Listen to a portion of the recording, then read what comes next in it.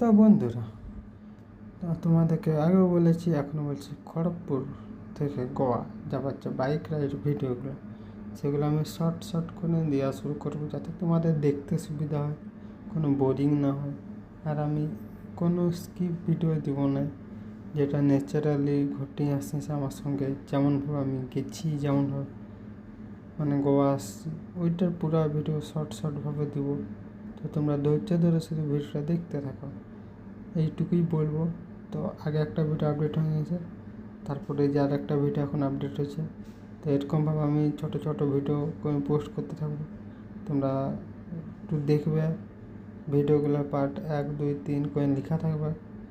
কতগুলো ভিডিও আসবে তা আমি বলতে পারছি না, কিন্তু ঘর থেকে শুরু করে পুরা গোয়া বাইকে যে গেছি, তো এর পুরা ভিডিওটাই আসবে আর কি, পুরা রাস্তা।